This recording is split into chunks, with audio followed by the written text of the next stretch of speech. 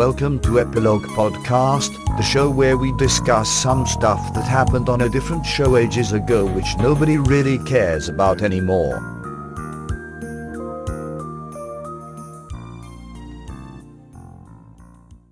Hi, I'm Portponky. And I'm LeBloc. Today we're discussing Deep Space Nine, Season 6, Episode 9, Statistical Probabilities. Bashir assists some genetically enhanced patients in figuring out the best war strategy against the Dominion. What did you think? It's a good one. It's exploring the augment stuff and the troubled enhanced dudes were kind of portrayed in quite an honest way. I like their portrayal here. It's not overly negative or positive. It's not saying that these traits define these people. They were distinct in their own right, and yet they were troubled. It was a good mix, as all people are. It didn't feel exploitative to me. Yes. They never made a big deal about the fact that they all had difficulty socializing. It's also quite a callback to a classic series of sci-fi novels. It is?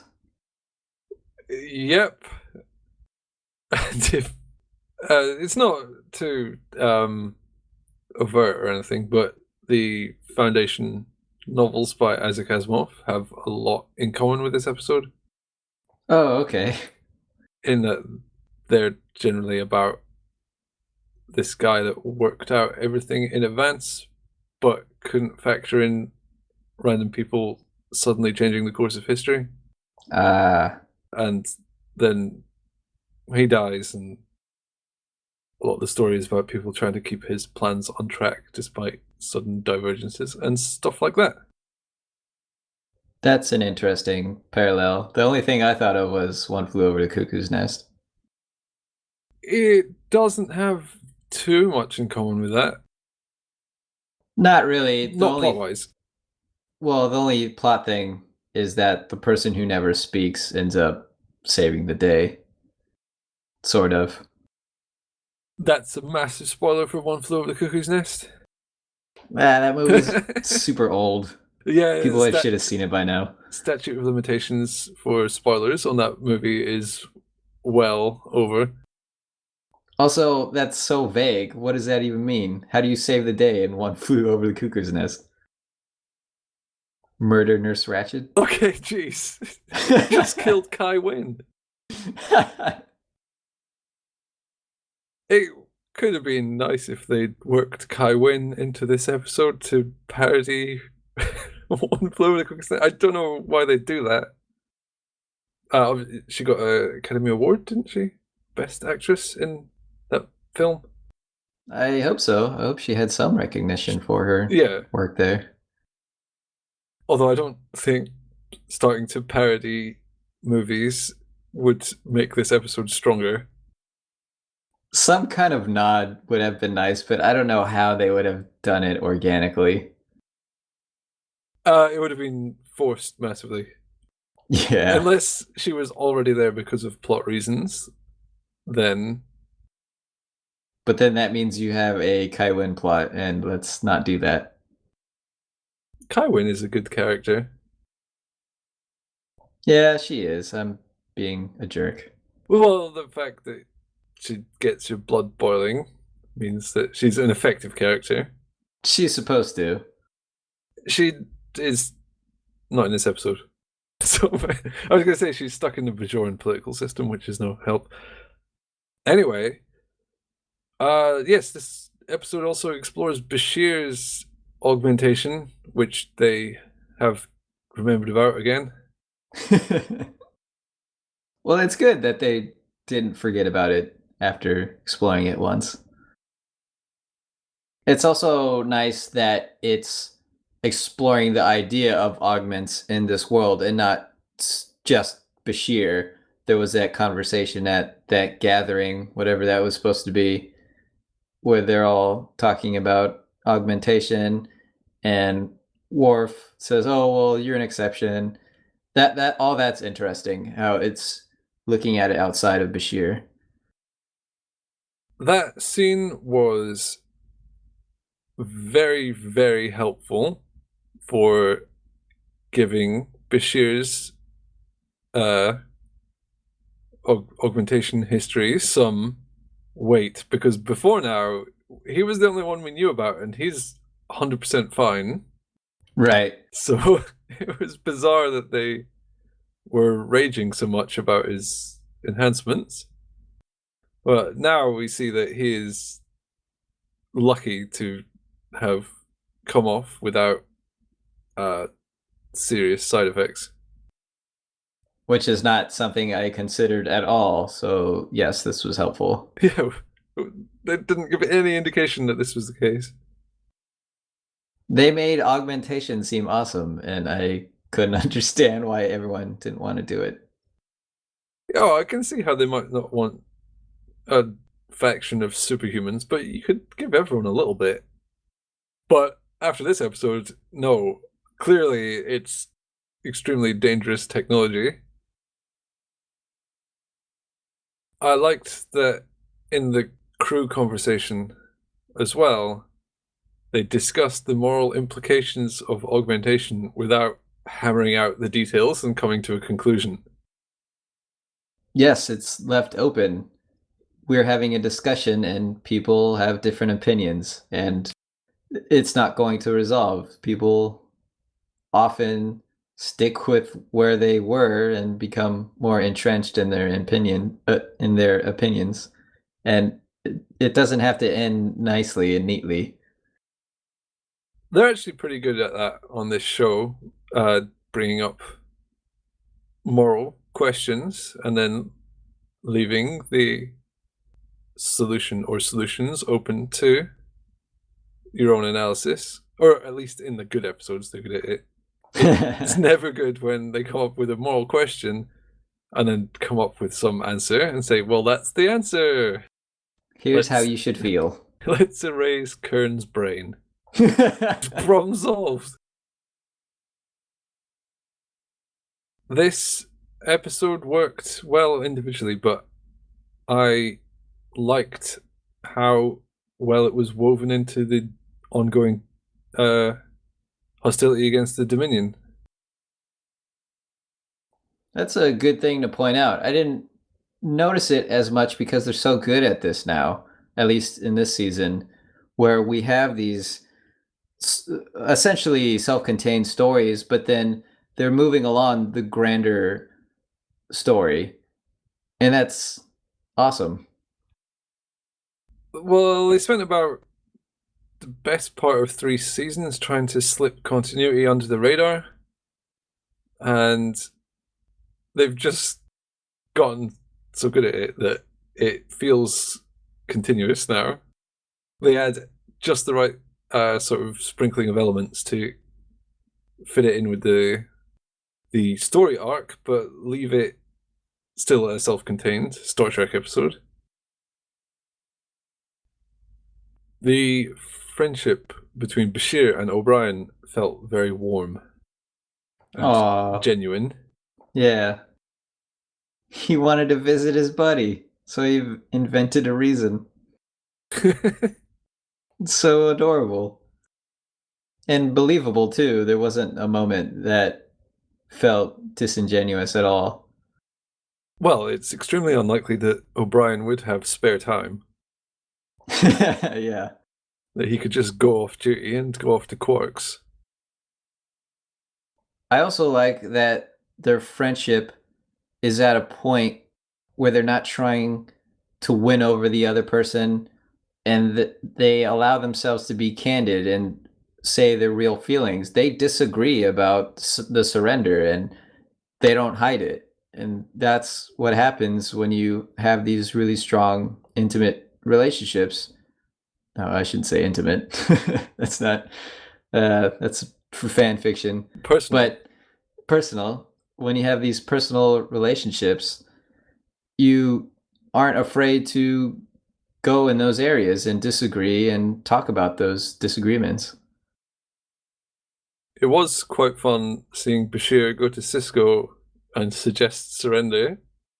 And then Cisco, he looked like he was going to flip the table. Of course. And then he goes crying to O'Brien, and O'Brien's just as disgusted. And then he moans to Quark, and Quark's also disgusted with him. If only you were all augments, you would understand. The augments didn't seem that smart towards the end of the episode. Okay, this is what I would consider a bit of a weakness. At the start, they come in and they're figuring out all the stuff just by magic because they're written that way. Well, you could explain that by saying they are adept at reading micro expressions, which give away thoughts and motives that aren't necessarily perceptible to most people. It's still a stretch, but I could see what they were going with. And I liked when he analyzed Wei Yun's speech because the pronouns and verbs that people use can reveal things. And for example, the speech of a liar tends to have certain traits that someone who's not lying won't display. So stuff like that. It's not completely out there. Oh no, I thought it came across well. But later on, they kind of come up with this leaking information thing. It doesn't seem that caliber of brilliance. No. But it's established that they struggle with interacting with people, and maybe this seems super logical. Why wouldn't you do this? Why wouldn't they just broadcast the information to Wei Yun and Damar straight away instead of arranging a secret meeting? I was about to say no access, but then they showed early in the episode how they accessed the comm stuff when they weren't supposed to be able to. It's clear their abilities are not simply just in deduction and figuring out what people want. Patrick, for example, analyzed the problem with the plasma flow science problem just by hearing it. So considering they're super smart, it's odd that the solution that they come up with is so ham-fisted, not just in its execution, which maybe is excusable considering how much difficulty they have just interacting on a person-to-person level, but also just the quality of the solution wasn't very good. Get some secret reports, give them to Wei Yun. That is simple, but if it was just fleet positions and stuff, that I don't know. It doesn't seem like that would help the Dominion win the war as significantly as they'd let on. It's a minor gripe. I don't know. It's hard to express exactly what it is that I'm complaining about. We know they had access to classified information. There could have been more than simply fleet positions. Even if they didn't directly say, we can pretend. But no matter what they got, there's going to be more cards in the hand that they don't know about. Are you saying they're a few cards short of a full deck? Quark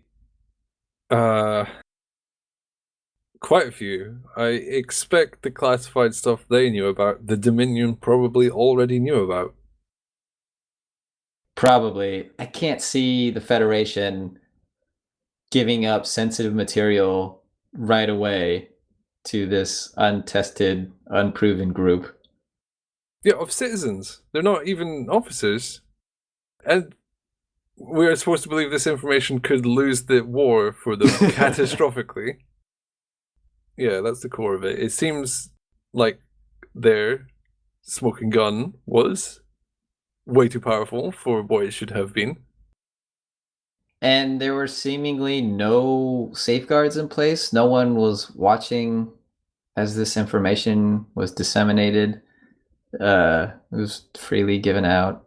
Yeah, there's a disconnect between what we would expect them to have access to and how they treated it. Yeah, it can't be unbelievably top secret, but also given away with a completely lax attitude. Yeah, it has to be one or the other. Although we've seen how bad the security is with the Federation. Well, Deep Space Nine is Bajoran security. I'm not going to say Federation security is a lot better, but I don't think we've seen them mess up quite as often.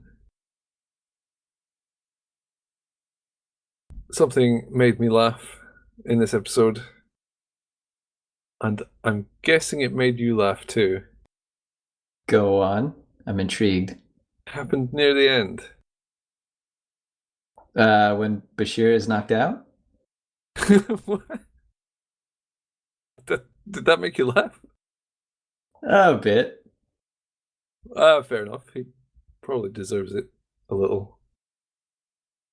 No, when the augments beam away. Oh, Lauren is lying down so she would crash onto the floor. Yeah, she's on a raised sort of chaise lounge almost type table thing. She's about a foot off the ground. It was weird to me how she was lying down almost the entire time. Actually, the whole time, apart from the scene where she's dancing with Bashir. She never stands up. Which is weird. I think it's clever. Okay. Because it is weird. She's supposed to be super flirtatious / almost slightly narcissistic or something. Sort of overly sexualized personality. And having her rolling around on the floor kind of just made it stand out how wrong that was. Maybe wrong's the wrong word. How inappropriate. Especially because it's Bashir. He's not the best at dealing with inappropriate affection. No, he's not. It made me think they had this idea that, all right, we should have her lying down sometimes to emphasize the flirtatiousness, but then they forgot to have her stand up and overdid it and didn't realize it until it was too late. That's probably not what happened at all, but that's what I imagine. It was a deliberate choice. One thing that made me laugh was when Patrick was analyzing Wei Yun and I think it was Damar. Yeah. Very closely, and they're not reacting to him. And I thought, this is so stupid. They would never allow them to have this kind of access to these people and to watch this meeting. But then it was a fake out. It was a hologram thing. And I liked that little twist. That's also clever because it makes you feel a little stupid for not realizing it sooner. Yeah. And the episode is about geniuses that make regular people feel stupid, so it puts the viewer in the right frame of mind. I was tricked because of Bashir's wording, how he said, "Oh, I got you front row tickets." So I thought, okay, they'll be in the room or they'll have one-way glass or something and be able to see them. And then they show this, and I thought, oh, that's so stupid. That would never happen. And then Oh, it's a hologram. I'm silly. I feel like O'Brien. I guess I'm uncomplicated. It's good though. They have this technology. Apparently, the cargo bays are also holodecks, and we never knew it. They conveniently didn't tell us how that worked. Oh, I'm guessing it was just a holographic projection and wasn't actually solid like a holodeck. Oh, okay. Because if you say that, it makes it seem totally more reasonable that it would work in a cargo bay. We've seen non-solid holographic projections before in The Darkness and the Light. I don't remember. Can you refresh my memory? Kira shoots Silerin Prin, but it's a hologram. Ah, right. And that was just in a cargo container converted into a house. So presumably they have regular holographic projection everywhere. They just rarely use it. They have the technology. I bet it was all the rage when it was first invented. But at this stage, at Deep Space Nine, in the timeline we see, it's just so mundane, they never bother with it. The market became oversaturated. People got tired of them.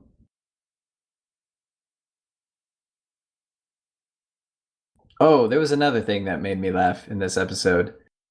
Yes. It doesn't make any real world sense, but I still like it a lot. So when Bashir is presenting information to Cisco, he has several pads instead of one pad with multiple files on it that Cisco could look at. This would never happen in our life. Someone would hand you an iPad and there would be several files on it. They wouldn't hand you 5 iPads. But it's a really funny visual gag. So I let it slide and I laughed at it. You know, I didn't even think of that. It usually bothers me when they have multiple pads. When Cisco was promoted and he was sitting behind a desk, I think he was handed several pads. Anyway, this has happened before where someone is shown one pad and then shown another. And I think, why would they do that? But here it's funny and it works. The feeling of being muddled with different files and documents came across so well that I didn't even think, why does he have 5 iPads? Yeah. They act as if the information is locked on each pad, which is silly. And I don't blame them at all. It was 96? Or it was 97 when this first aired, so they're still way ahead of the curve. Oh, I don't fault them for that thinking. They were limited given where technology was at the time, but it's quaint and funny to see now. It's funny in retrospect. Do you have any genetically enhanced words of wisdom for our dear readers? Sometimes when the odds are so stacked against you, you've just got to take a chance. So I guess Bashir is in favor of people wasting their money on the lottery. Well, gambling is fun. And when you gamble, you give yourself permission to fantasize about having unlimited riches. I don't think that quote is phrased very well. I think it kind of misses the point which everyone was trying to make to him. So he says when the odds are really bad, sometimes you should gamble. Yes. But what the point was that when there's no other choice, you got to gamble even if the odds are bad. It's not just like, oh, well, let's go gambling. What should we choose? The one with the worst odds possible, because then we will have the best gamble. It's more like, well, yeah, they could surrender to the Dominion, but that undermines everything the Federation stands for and would destroy the freedoms and liberties of all the citizens. So that's not really an option. even if people have to die. So even though the odds are grim, they're not completely against them. They got to gamble for that chance. They could go for it. And it's not a gamble anyway. It's not just statistical probabilities per share. His complicated mind can't handle that. It seems like he wasn't even paying attention for this episode. I kind of like that his quote doesn't quite match what the episode was about. It kind of enforces what was happening in the episode. Yeah, he asks about 4 or 5 different people if they should surrender, and they're all like, no, you idiot. Don't you understand? I actually have a quote as well. Ooh. Let's see if I can get this. Ijamana huva ba lijenku rada sento. Your Dominion accent is impeccable. No, it's terrible. Better than mine. But little trivia, Jeffrey Combs said that was really hard to do because usually when they do alien talk, they can just rattle it off. But he had to say a line in English and then in Dominionese. So he had to match the delivery and intonation. Oh, gosh. So he said it was a bit of a brain twister for him. He did a great job because when they showed that, I thought, hey, that was pretty similar. And I didn't rewind and compare and contrast, but now that you say that, that's why it comes off so well. He did a good job for sure. I can't imagine the feeling of an actor reading a script and thinking, what are my lines? And seeing a line like that and saying, oh my God. What have I done? Okay, I think it's time to watch the next episode and keep this train rolling. Yes. I don't know why it's a train, but I agree. We should keep it rolling. Okay, let's do it. Yeah.